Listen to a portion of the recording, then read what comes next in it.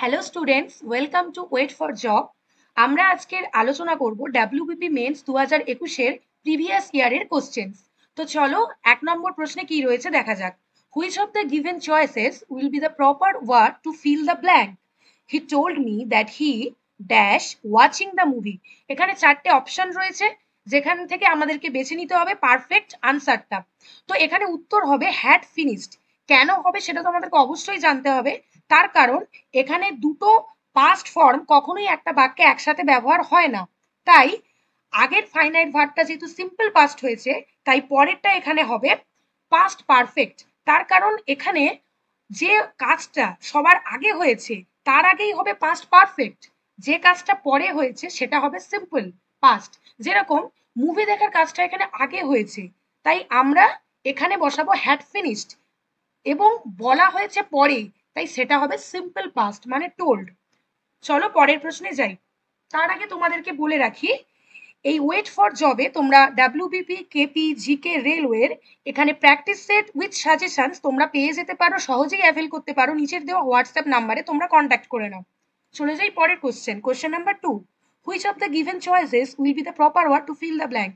The chairman is ill and will have to dash the meeting for a day. 4টে phrasal verb এখানে রয়েছে।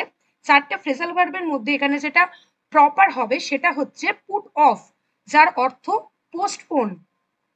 Sorry, আমি put আউটে দাগ করলাম, এটা হবে পুট অফ মানে পোস্টপোন, যার অর্থ মানে কোনো কিছু থামিয়ে দেওয়া বা বন্ধ করে দেওয়া।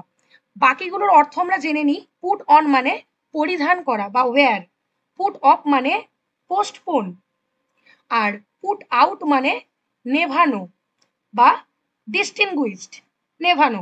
এভাবেই তোমরা মনে রাখো। পুট অ্যাওয়ে মানে কোনো কিছু জিনিসকে দূরে সরিয়ে রাখা বা ছুঁড়ে ফেলা বা থ্রো অ্যাওয়ে। এভাবে তোমরা মনে রাখতে পারো। তাহলে 4টে ফ্রেজাল ভার্ব এখানে আমরা পড়লাম, তার মানে পড়লাম, এবং পারফেক্ট আনসার এখানে হয়ে যাচ্ছে কিন্তু পুট অফ। চলে যাই পরের প্রশ্নে। অপোজিট ওয়ার্ড অফ প্লসিবল, এটা তো তোমাদেরকে এক কথায় মনে রাখতে হবে, সেটা হচ্ছে ইমপ্লসিবল। তোমাদেরকে অ্যান্টোনিম সিনোনিম পড়তে হবে, প্রচুর মুখস্থ করতে হবে, তার মধ্যে থেকে এটা এসছে। চলো পরের প্রশ্নে যাই। তার আগে বলে রাখি, প্লসিবল মানে হচ্ছে যেটা বিশ্বাসযোগ্য বা ক্রেডিবল, তার অপোজিট এখানে হবে ইমপ্লসিবল বা যেটা অবিশ্বাসযোগ্য। চলে যাই নেক্সট প্রশ্নে। আচ্ছা, এখানে রয়েছে কিছু রিঅ্যারেঞ্জমেন্ট। এখানে বাক্যের কিছু কিছু অংশ দেওয়া আছে যেগুলোকে সাজিয়ে সঠিকভাবে তোমাদেরকে বলতে হবে। তার জন্য মানেটা খুব ভালো করে আগে তোমাদেরকে পড়তে হবে, তারপরেই তোমরা এর আনসারটা করতে পারবে। তো এখানের পারফেক্ট আনসার যেটা হবে অপশন ডি, QPSR। আমি একবার বলে দিই। এখানে হবে ফার্স্টে, in life as in business some rules are learned so early that they seem almost instinctive। এখানে মানেটা হলো, জীবনে অথবা বিজনেসের ক্ষেত্রে আমরা এমন কিছু নিয়ম এত তাড়াতাড়ি শিখে যাই বা অর্জন করতে পারি যেগুলো মনে হয় যেন সহজাত, যেটা আমাদের সহজাত প্রবৃত্তি, যেটাকে আমরা এত তাড়াতাড়ি রপ্ত করতে পারি। এটা হলো মানে। চলে যাই পরের প্রশ্নে, কোশ্চেন নাম্বার 5। আবারও একটা রিঅ্যারেঞ্জমেন্ট রয়েছে, তোমাদেরকে এগুলো খুব ভালো করে প্র্যাকটিস করতে হবে। এটার আনসার হলো অপশন ডি, QRPS। চলো দেখে নি। The concept of death as an inevitability is so ancient that it has been reduced to a cliché. তার মানে এখানের অর্থটা বোঝাচ্ছে যে আমাদের যে মৃত্যুর ধারণা বা মৃত্যুর কনসেপ্ট, এটা এতটাই স্পষ্ট এবং দৃঢ়, এবং এটা এতটাই পুরনো যে এটা মানে তার প্রভাব আস্তে আস্তে হারিয়ে ফেলছে। মানে এটা এতটাই, মৃত্যুটা এতটাই অবশ্যম্ভাবী। চলো নেক্সট প্রশ্ন, কোশ্চেন নাম্বার 6। এখানে কারেক্টলি স্পেলড ওয়ার্ড চুজ করতে বলেছে। এখানে হবে অপশন ডি, বুকেট, যেটাকে আমরা বলি ফুলের তোড়া, যার অর্থ ফুলের তোড়া। চলে যাচ্ছি পরের প্রশ্ন, question number 7। Synonym of seize. Synonym of seize আগে জানতে হবে সিজের অর্থ। সিজের অর্থ হচ্ছে বন্ধ হওয়া বা কোনো কিছু স্টপ হওয়া, আর এখানে দেখতে পাচ্ছ অপশন ডি তে রয়েছে স্টপ মানে বন্ধ হওয়া। এর যদি তোমাদেরকে অ্যান্টোনিম জিজ্ঞাসা করে তখন কি হবে, সেটা হবে শুরু হওয়া। চলো নেক্সট প্রশ্ন, কোশ্চেন নাম্বার 8। আবারও একটা কারেক্টলি স্পেলড ওয়ার্ড বলেছে। এখানে হবে অপশন এ, সিজার্স। যার অর্থ কাঁচি। তোমাদেরকে কিন্তু খুব খেয়াল রাখতে হবে, হ্যাঁ, এখানে খুব ছোট্ট ছোট্ট মিস্টেক হওয়ার সম্ভাবনা রয়েছে, সেটা তোমাদেরকে খুব খেয়াল করতে হবে। চলো কোশ্চেন নাম্বার 9। এখানে রয়েছে ডিগ্রি চেঞ্জের একটা নিয়ম, যেটা তোমাদেরকে ডিগ্রি চেঞ্জের ক্লাসে করানো হবে। সেটা দেখো, Ram is senior to Sam in school, এখানে বলেছে কি ভুল আছে, কিন্তু এখানে উত্তর হবে নো এরর, কারণ এই বাক্যে কোনো কিছু ভুলই নেই। তার কারণ এটা একটা কম্পারেটিভ ডিগ্রি রয়েছে, কম্পারেটিভ ডিগ্রির একটা সেন্টেন্স রয়েছে এখানে। এখানে বলছে রাম সিনিয়র স্যামের থেকে স্কুলে। আমরা সচরাচর জেনে এসেছি যে কম্পারেটিভ ডিগ্রিতে দেন ব্যবহার করা হয়, কিন্তু কিছু ব্যতিক্রম রয়েছে। আমরা টু কখন ব্যবহার করব? যে সমস্ত শব্দের শেষে আই ও আর এই ফ্রেজটা থাকবে, তারপরে শুধুমাত্র আমরা টুটা ইউজ করব, এটা তোমাদেরকে মনে রাখতে হবে। বাদ বাকি ক্ষেত্রে ইউজ হবে দেন, শুধুমাত্র এই আই ও আর যুক্ত ওয়ার্ডগুলোর পরেই আমরা টু ইউজ করব। চলো পরের প্রশ্ন, কোশ্চেন নাম্বার 10। এখানেও একটা রয়েছে এরর কারেকশন। দেখো, supposing if it rains what shall we do? ধরো যদি বৃষ্টি হয় তাহলে আমরা কি করব? এখানে যে মানে যে জায়গাটা এখানে ভুল আছে সেটা হচ্ছে অপশন এ, সাপোজিং ইফ। তার কারণ আমরা একসাথে কখনোই দুটো লিঙ্কার ব্যবহার করতে পারি না। সাপোজিং মানে ধরো, ইফ মানে যদি, তো দুটো একসাথে তো কখনোই ব্যবহার করা সম্ভব নয়। তাই আমাকে হয় সাপোজিং ইউজ করে বাক্যটা রিরাইট করতে হবে, নাহলে ইফ ইউজ করে বাক্যটাকে রিরাইট করতে হবে, কারণ দুটোর মানে এখানে একই দাঁড়াচ্ছে। তাই আমরা হয় সাপোজিং ইউজ করব, না হলে আমরা ইফ ইউজ করব।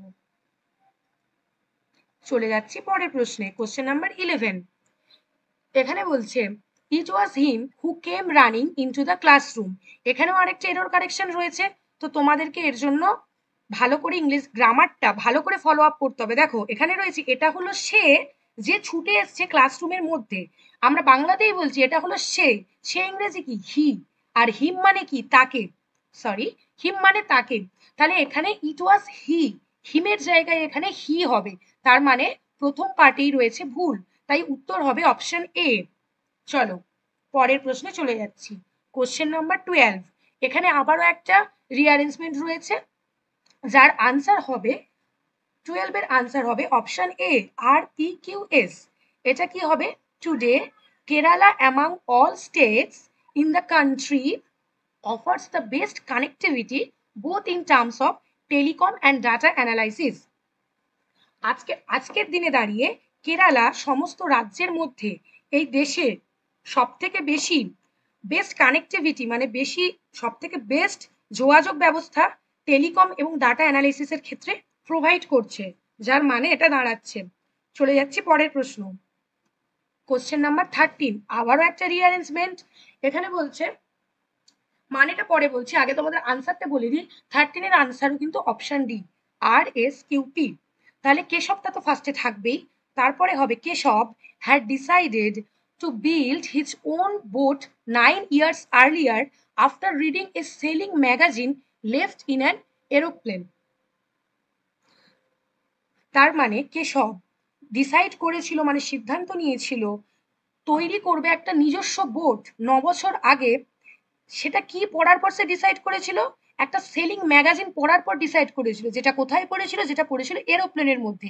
এইভাবে যদি তোমরা অর্থগুলোকে সাজিয়ে নাও না পরপর, তাহলে তোমাদের এইভাবে রিঅ্যারেঞ্জমেন্ট করা অনেক সুবিধা হবে। চলে যাই পরের প্রশ্নে, question number 14। He is a little hard of hearing.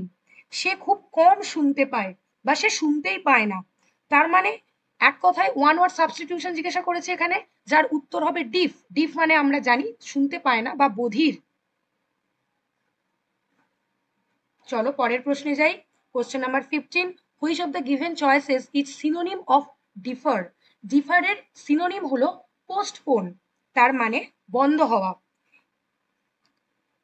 আচ্ছা, একটু আগে তোমরা এর ফ্রেজাল ভার্ব পড়েছো, পোস্টপোনের ফ্রেজাল ভার্ব কিন্তু পুট অফ। আমরা প্রথম দিকের প্রশ্নে পড়লাম এর ফ্রেজাল ভার্ব, তো আমাদের ফ্রেজাল ভার্বও মনে রাখতে হবে, সিনোনিমসও মনে রাখতে হবে। চলো পরের প্রশ্নে যাই, question number 16। We should guard against our green eyed friends.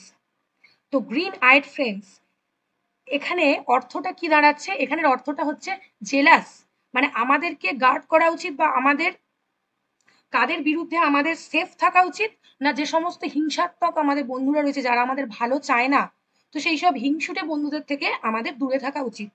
ঠিক আছে, গ্রিন আইডি ফ্রেস্টার অর্থ হচ্ছে জেলাস। চলো কোশ্চেন নাম্বার 17, অপোজিট অফ ফ্রেলটি। আগে ফ্রেলটি মানেটা জানি, ফ্রেলটি মানে হচ্ছে ভঙ্গুর বা ভঙ্গুরতা বা যেটা উইক, দুর্বল।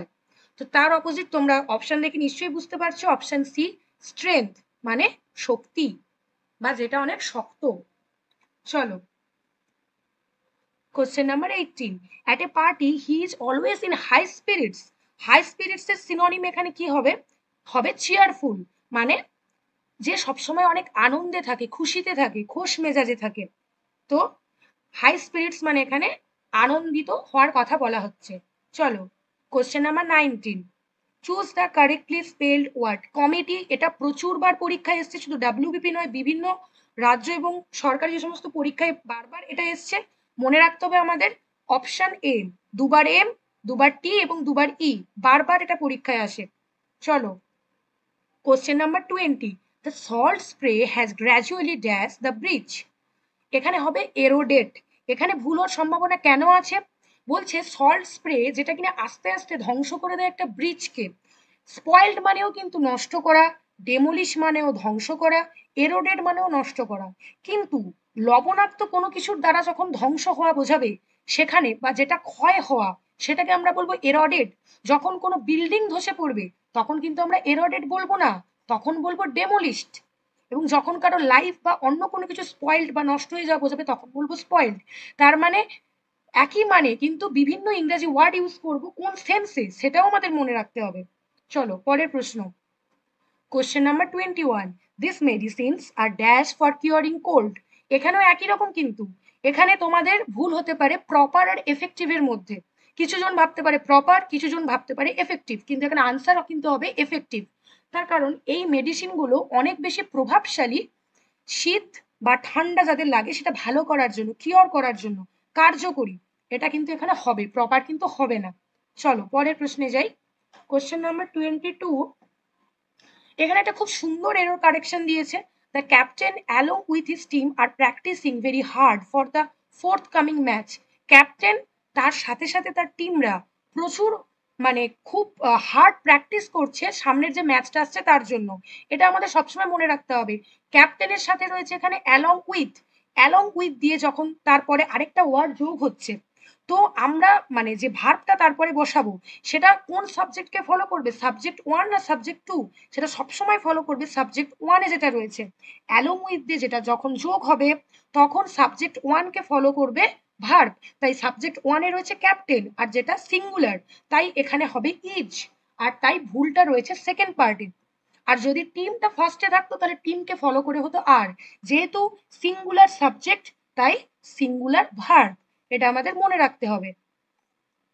চলো পরের প্রশ্নে যাই, question number 23, his promotion is on the cards.